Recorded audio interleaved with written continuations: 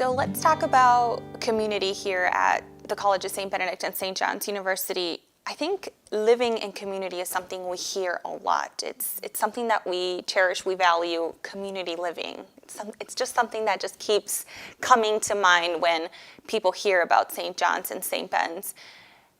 How would transformative inclusion change the idea of community and community living within the institutions?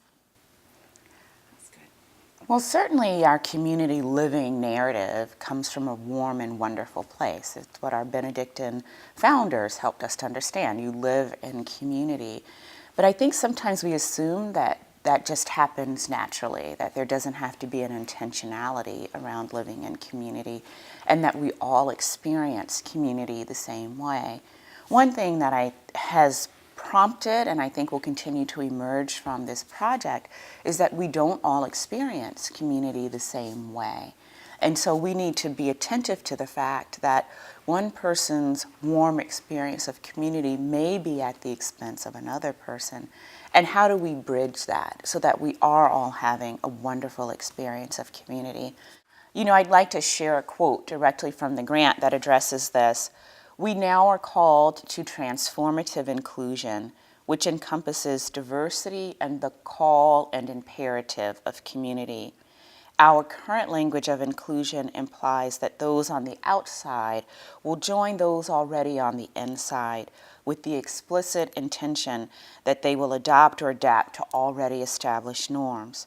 Transformation, by contrast, deconstructs the center and interaction with newcomers so that the voices, experiences, and cultures of all community members are reflected in the community norms and self-understanding. We undertake a model of intentional practice of community formation based in transformative rather than reactive and additive inclusion. That language moves my heart. It's Anna's language, and it's why she's so well suited to lead this initiative. But I share that because that says who we are as a community is open to new understanding, to intentional understanding, not just, well, we live in community and not think about it and not nurture it and not learn from it. So I think our language is becoming, too, because we're shaping each other so much that it's hard to even remember with that grant proposal who wrote what, Mary. So I'm going to give you credit, too. I think that when we are looking at community, as you were saying, this feels warm to some and it feels painful to others. I think that part of the reason for that is that we aren't simply trying to bring people across many differences into one community. I think that the differences we have are already weighted differences. These are socially weighted differences. What feels different to me about that is that if we were all sort of showing up on the scene of community with cultural weight that was equivalent, then our attempts to know each other would already be leveled in some way. We'd have that going for us. That's not the way our social interactions happen at all. So instead, as we try to make community, we're trying to deal with legacies of injustice that we know are there. We're not always in our communities being explicit about naming that, but we're trying. And I think part of what this kind of work can do is invite us to name those disparities and inequalities when we see them, because we note them as impediments to the kind of transformation we're working on. When I was younger and sort of headed through higher ed myself, I remember there being lots of initiatives around diversity. And the way I encountered those coming up was, let's celebrate diversity. Everyone's different. Let's learn from each other's differences. And again, that, like inclusion, that is a well-intentioned aim, and that's sure a whole lot better than a lot of other things we could say to each other. However, what it took me years of really working here in this context as a professor to think about was that when we look at these differences, we're having such profoundly different social experiences in the world that we can't just celebrate them as though these are neutral things. So if we've got a student who who knows that paying the tuition bill every term is going to be a major challenge.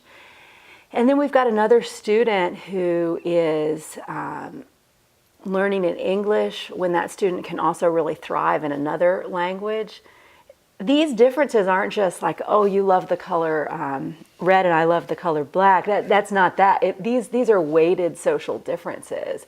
So for us to really become community across that, I think we sometimes have to privilege, we have to give special attention to those whose social position takes them out of attention usually. So it would be really easy for us to become a community that keeps turning back toward our perceived historical center because that's where the social weight is here. It takes effort to turn toward, I think especially the newcomer or the person who's been here a while but is newly coming out with their difference as part of our social scene. It takes energy to swing that direction and say, our differences are weighted, and in an attempt to become new community together, we're going to put more attention, more privilege on this, the perspective, the place of the newcomer, because we understand the way that will decenter us more profoundly and more quickly. Now, this sounds very theoretical, and so there's a lot of strategic work about saying, okay, how do we do that concretely in, say, an admissions office, in a student club, in a particular department? And I think that's where this grant gives us time to focus in and say, right, how does this theory actually become a practicable aim? So I'm so glad that we actually have the grant so that we can do this work. Yeah. I wholeheartedly agree.